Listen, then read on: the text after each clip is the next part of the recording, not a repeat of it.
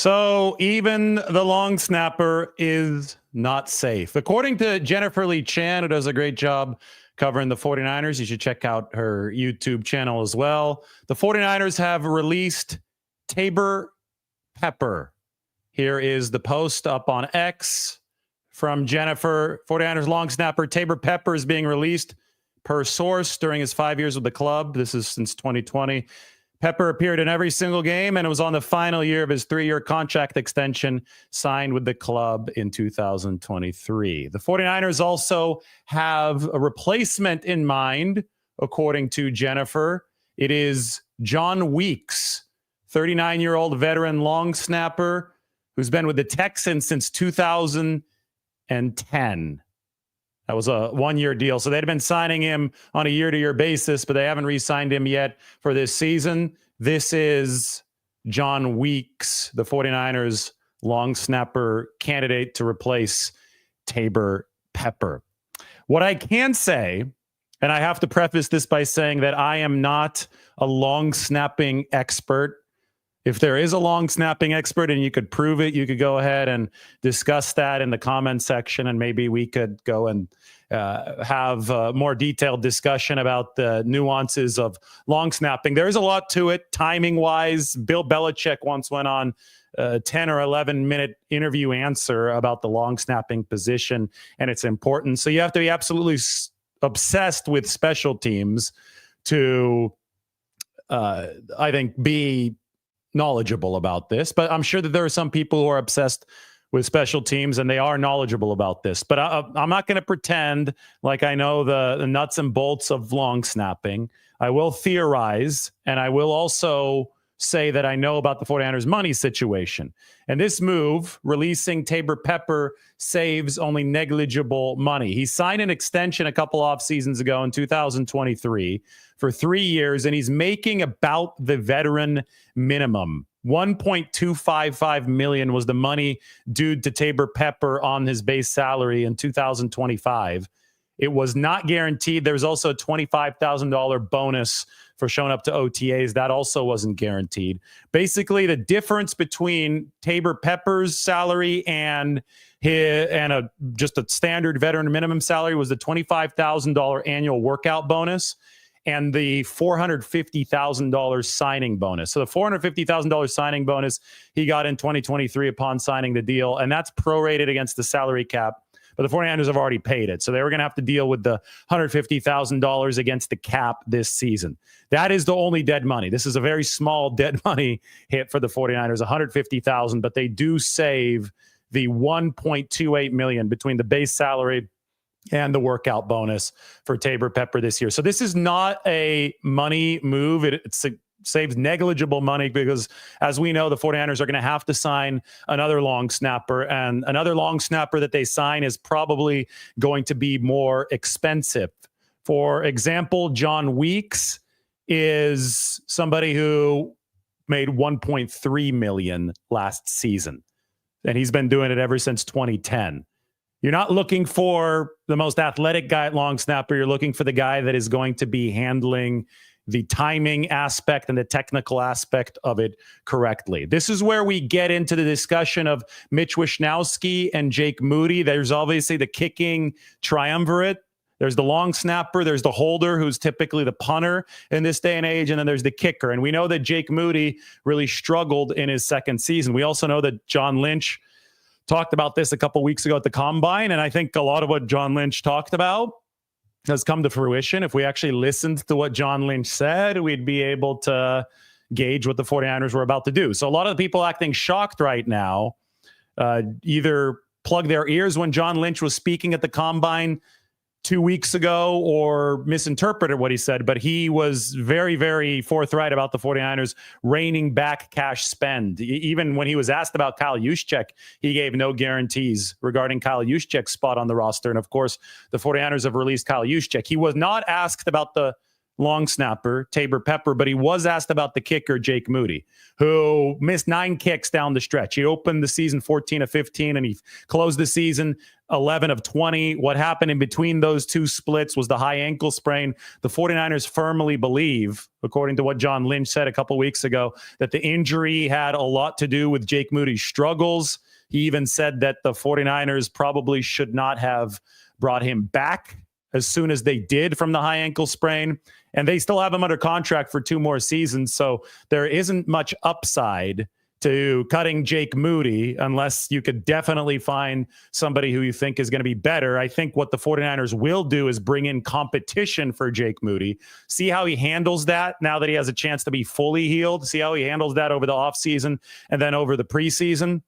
And then when you cut down the rosters around September 1st or whatever date it's going to be to 53, we'll see if Jake Moody keeps his job. But John Lynch said even if the 49ers bring in competition, he's confident that Jake Moody would win it. So I would expect Jake Moody to stick around for the 49ers.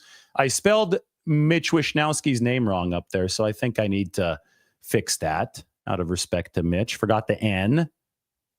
Mitch Wishnowski or Jake Moody next? This is one that I have bigger questions about because Mitch missed a lot of last season due to a back issue.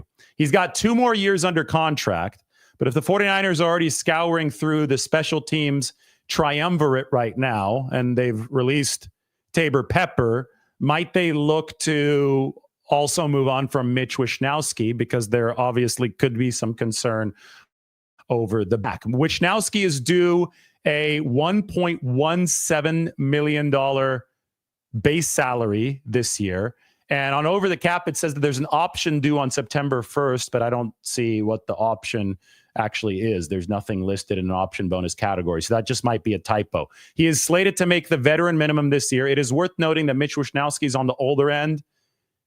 Came from Australia and played at Utah. He's 33 years old. So that is probably going to factor into how the 49ers evaluate his back health moving forward. Last year, when Wishnowski couldn't finish the season, the 49ers signed Pat O'Donnell, a veteran punter.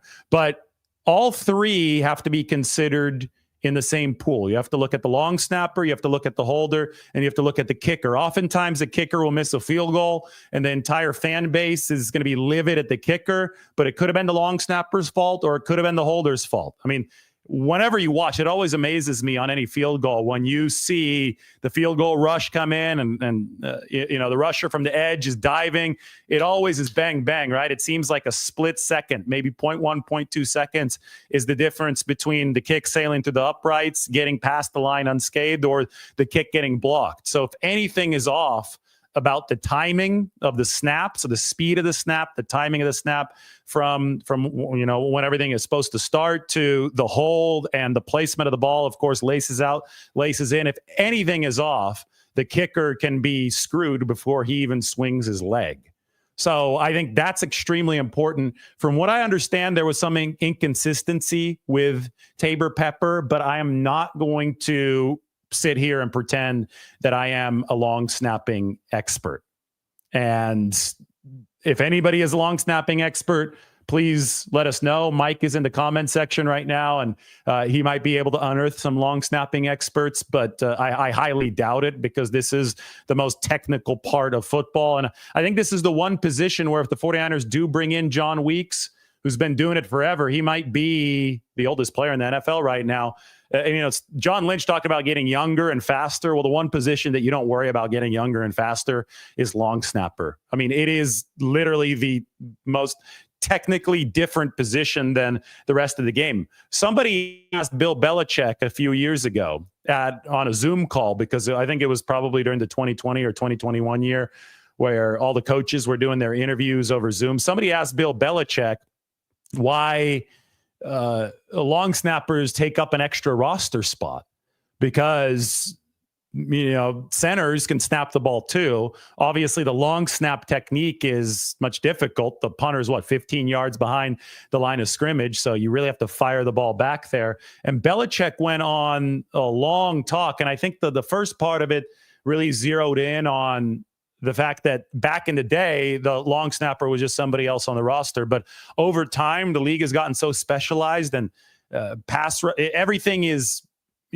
done by the margin of inches now in the league. So especially on field goals, you've got the rushers coming in and you've got to get the kickoff within a matter of split seconds, because if you're a couple tenths of a second late, it's going to get blocked. Same thing happens on a lot of punts now. So as things have become more specialized around the NFL, the margins have gotten so thin, and teams have said, we just need a dedicated player to do this, because even if somebody else on the roster can long snap, if they get hurt, you're completely screwed when it comes to kicking field goals and punting. So this means that, this is just Bill Belichick's answer to a really interesting question, and it was a fascinating answer. He went off for like 10 minutes on this a few years ago. His answer was that you have to have a dedicated long snapper. And the 49ers obviously are going to bring in a dedicated long snapper to replace Taybor Pepper. According to Jennifer Lee Chan, who broke this news, make sure you follow her on social media. Go ahead and check out her YouTube channel. I know she started one about a season or two ago. I'm sure she has that news there, so make sure to go check out her channel. The 49ers have released long snapper Taybor Pepper. He was signed to the team after Kyle Nelson got the yips. Do you guys remember that in 2020? That goes to show you that you can't take long snapping for granted. Kyle Nelson wasn't able to get a snap up high enough to, I think in 2020, it was Bradley Pinion. Yeah, Bradley Pinion was the punter, and he was also the holder. And it cost the 49ers early in that season on several extra points against the New York Giants. I still remember in week 3 against the New York Giants. So the 49ers couldn't deal with that. They released Kyle Nelson, who had been their long snapper for a long time, dating back to before the Shanahan era, and they signed Taybor Pepper at that point. And Pepper's been with the team ever since. He signed that 3-year contract extension, but now the 49ers have released Taybor Pepper. It might be due to some of that snapping inconsistency. Again, I am no expert. And they're going to bring in a new long snapper, according to Jennifer Lee Chan, Jon Weeks from the Houston Texans. He's been around since 2010, is somebody who the 49ers will consider bringing in. That is him, 39-year-old long snapping candidate. To last in the league that long, you've probably done something correctly at the long snapping position. You haven't screwed anything up. So, and again, it doesn't take the athleticism and the speed that other positions require. And that's, I think, the explanation for why they're looking at a 39-year-old long snapper at this point. The biggest questions, I'm sure, are going to be surrounding Mitch Wishnowsky and Jake Moody. And I think Mitch Wishnowsky's back is the big question mark with the 49ers special teams triumvirate entering next season. Now, it is entirely possible, though, that Brant Boyer is thinking about getting his own trio in there. That's the 49ers' new special teams coordinator. The overarching truth behind all of this is that the 49ers were absolutely terrible on special teams last year, depending on which metric you look at, either number 31 or number 32. So they fire Brian Schneider, the old special teams coordinator, and they've brought in Brant Boyer, the longtime special teams coordinator of the Jets from 2016 to 2014. Boyer brought in Colt Anderson, who was the special teams coordinator of the Titans last year. He's going to be his assistant. So the first thing I did when I saw that Taybor Pepper was released is that I looked to see if either Brant Boyer or Colt Anderson had coached a long snapper who was not under contract for this season. And I looked up 2 names. There's a guy named Tom Hennessy, not to be confused with Matt Hennessy, the center on the 49ers, but Tom Hennessy. He was the long snapper for the New York Jets, but he's still under contract through 2027. So he's off limits. And then I looked up the long snapper for the Titans last year. He just re-signed. That is a long snapper by the name of Morgan Cox. So the 49ers can't go after either of those 2 guys because you're not going to trade for a long snapper, but they can go after a free agent. And it seems, I'm sure Brant Boyer or Colt Anderson are well connected in special team circles around the league. So it seems that Jon Weeks is somebody who they might be targeting. And of course, again, we're crediting Jennifer Lee Chan for that. She was the one that broke this story with Taybor Pepper, and then also the 49ers' interest in Jon Weeks. Again, this is not a cost-saving maneuver. I know the 49ers have been making a lot of cuts around the rest of the roster, but they're going to have a long snapper anyway.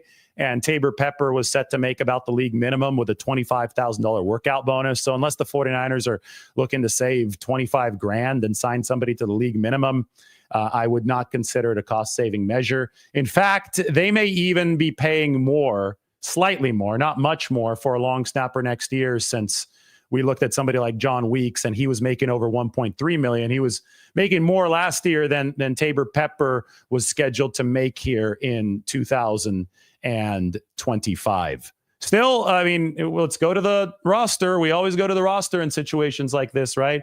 We've got to make the change to the 49ers depth chart. I was working on a deeper dive into all this stuff and a look at how the 49ers are building their defensive line along the mold of the Los Angeles Rams and the Philadelphia Eagles. And then we got long snapper news. Taybor Pepper has been released. I think a lot of fans might best remember Taybor Pepper's tenure for the shouting match that he had with Deebo Samuel on the sideline against Tampa Bay. Well, now both of those players are gone. What happened in that game? Well, Jake Moody came back from the high ankle sprain in question. We've talked a lot about that. And he missed 3 field goals. After the third miss, Deebo Samuel walked up to Jake Moody, frustrated on the sideline because Deebo had a big catch on the drive that led to that field goal attempt, and apparently told Jake Moody to lock in. He was upset over the misses on that afternoon. Taybor Pepper came to his kicker's defense. That's at least how he explained it in the locker room. Got in between Moody and Deebo Samuel, got up in Deebo Samuel's face. Deebo had a few more words as he walked away. Later in the locker room, they still didn't seem all too thrilled with each other. 49ers actually won the game. We didn't hear much more about the incident after that. Supposedly the 49ers quashed it on the plane home from Tampa Bay.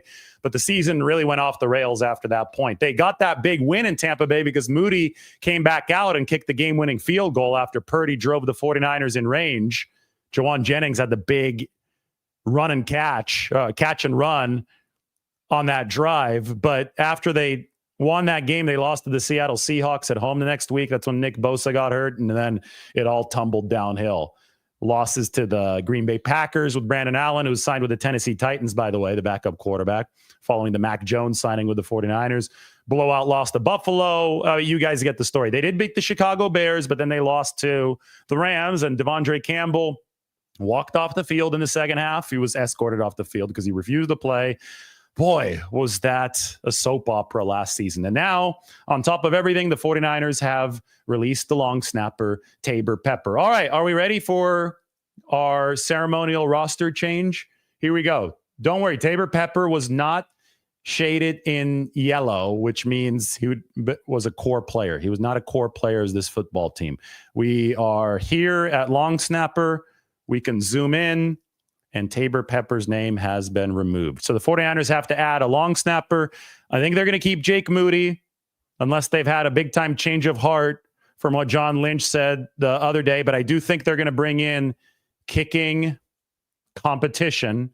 That's not the guy's name. His name is not kicking competition, but they're going to bring in somebody to fill this roster spot as kicking depth, and then he'll be cut before the start of the regular season, unless Jake Moody is the one that's cut before the start of the regular season. And maybe at the very least, they also bring in punting competition, because Mitch Wishnowski's back was an issue last year, and there is a chance that the new special teams coordinator wants to at least eventually have his own special teams trio in there: long snapper, kicker, and punter. You know, it's funny. This is part of the 4 pillars that I've been discussing on social media. I think I discussed it during a show yesterday as well. But let's get this up on the screen. Taybor Pepper has just let the 49ers faithful know that he thanks them for his career with the 49ers. Thank you, faithful. Wanted to end my career with the 49ers, but I've still got some years left in the tank. Love all the amazing players I've gotten to share the field with during my time. I'll deeply miss all of the amazing support staff that continue to keep the organization moving. He didn't say anything about the coaching staff. I noticed they're probably not happy that he was released. I'm just reading Taybor Pepper's post right now. He did say